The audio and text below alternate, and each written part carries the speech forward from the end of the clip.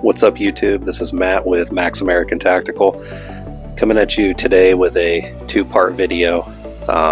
This is going to be a complete build of a 300 Blackout. It's a 10.5 inch, and what I wanted to do was show you a step-by-step on how we assemble these. I know a lot of people that own ARs, but a lot of people that I talk to have always been too nervous to do a build kit on their own, so I figure this would be a way to demystify building one on your own. And since they don't come with instructions, to be able to give you a reference where you could pause and go back and be able to actually put one together and feel relatively confident, at least having some sort of a reference point. Now, the first step that we're going to cover is going to be building out the trigger into the lower. This is potentially challenging if you've never built a trigger before. For the most part, they're pretty standard, but if you're able to just watch closely, you can see what I actually do to assemble it.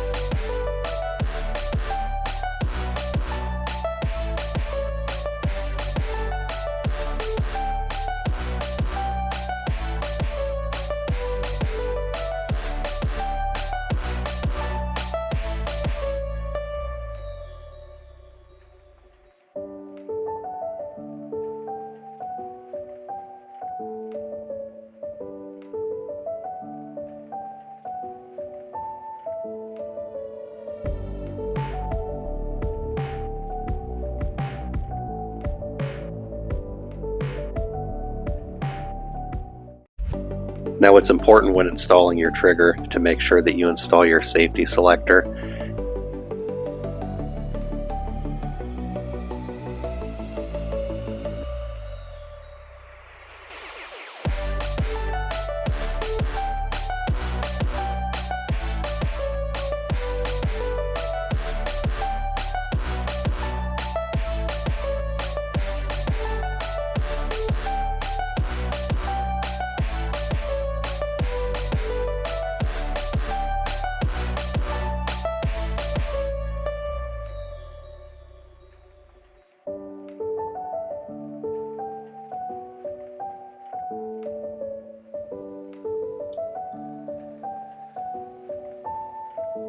Now, when installing your trigger pins, it's important to take your time and just use finesse. Now, what I do is use a punch to line up all the holes. I feel like it's a little easier for me, and you'll see in a few different instances on this build, that's something that I do.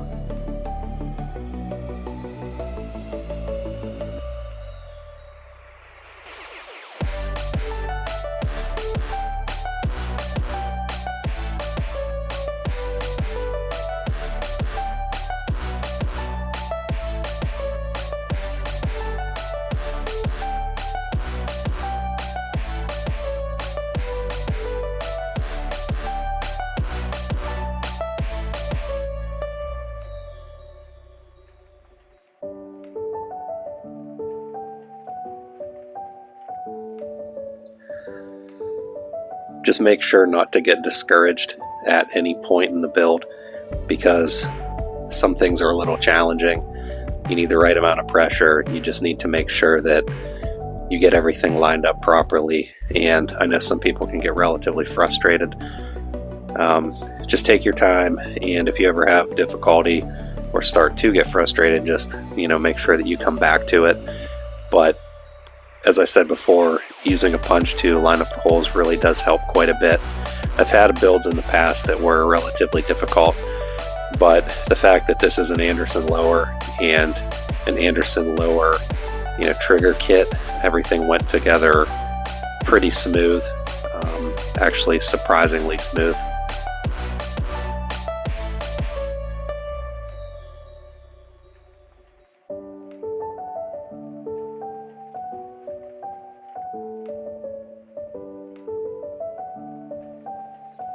Once the trigger assembly is installed, I like to test it out very quickly. I like to use my finger as a catch so it doesn't slam into the lower, but everything went in nice and smooth.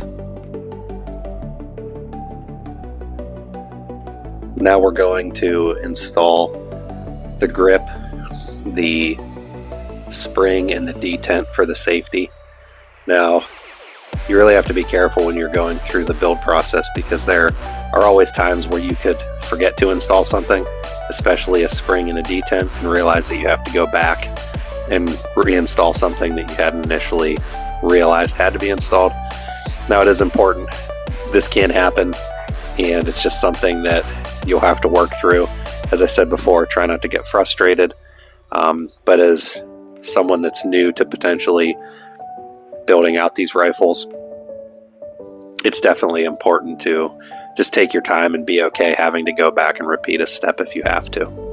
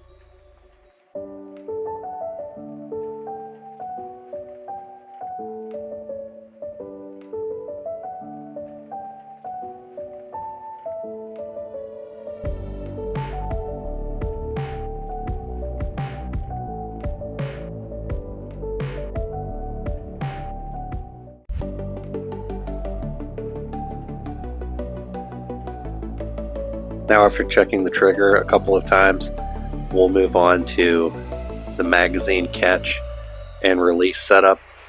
So this is pretty self-explanatory. The only thing is you just have to make sure that you get it started and twist it on. You'll see exactly what I'm talking about here. It just takes a little bit of time, but you'll see you load the spring through this side and then just kind of get it started. And then you'll see the technique that I use to get it nice and tightened up.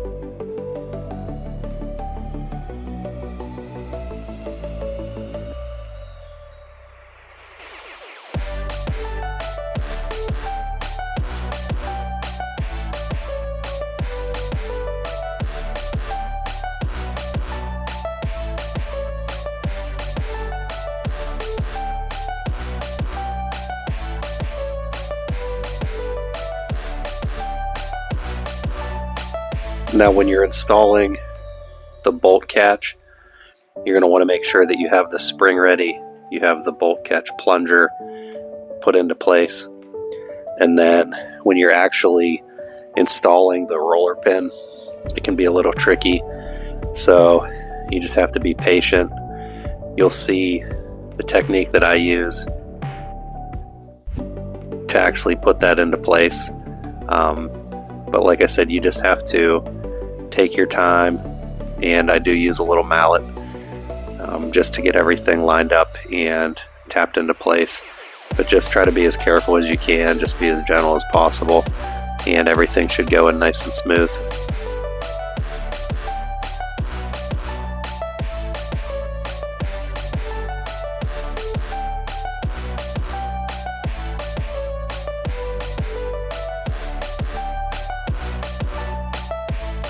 Install the trigger guard.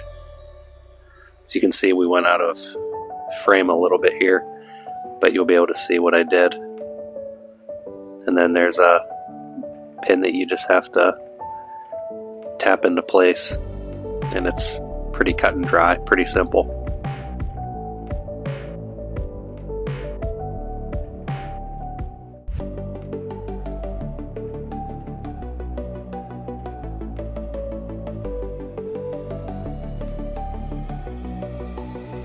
Now, one thing that I'd like to throw out there to everyone that's actually built these in the past, leave a comment in the comment section and let me know, do you typically replace your trigger pins with anti-walk pin setups? I've done that quite a bit in the past. I find that these stay together pretty nice and typically don't walk on me, but just a quick question for you guys. Now I'm going to install the pivot pin. One thing to pay attention to is the spring and the detent that's involved with the pivot pin. So I'll show you a little bit of a technique that I like to use. In a lot of cases when you're building these, you can have some springs and some detents go flying. So this is what I do to eliminate that. On this build, I didn't lose, a single spring, didn't have anything fly across the room, but you'll see the technique that I'm using here. And trust me, you're going to want to do this because it makes it so much easier.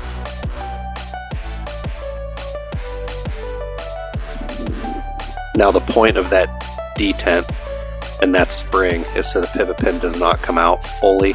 So you can see it pops back through, it locks into place. So you can easily pop it back in and not lose any pieces.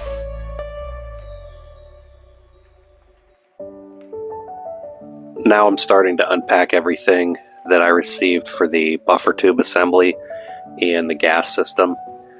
So we'll get this all spread out on the workbench and get ready to start assembling that buffer tube.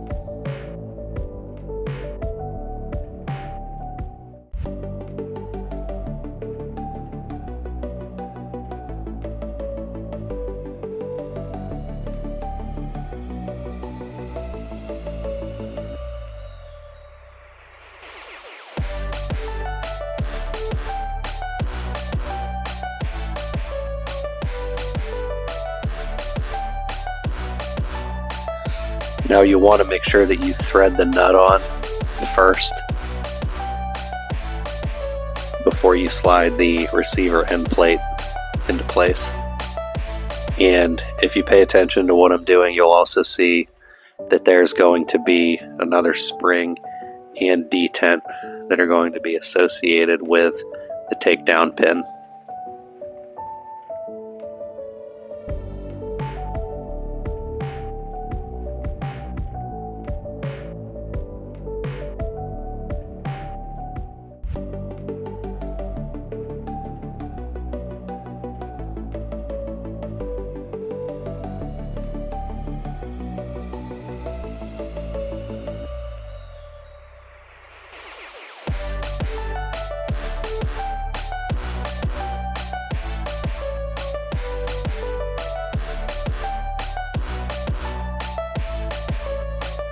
Now it really isn't necessary to use a pin for this step, but I decided just to try to keep it pretty consistent that I would do that.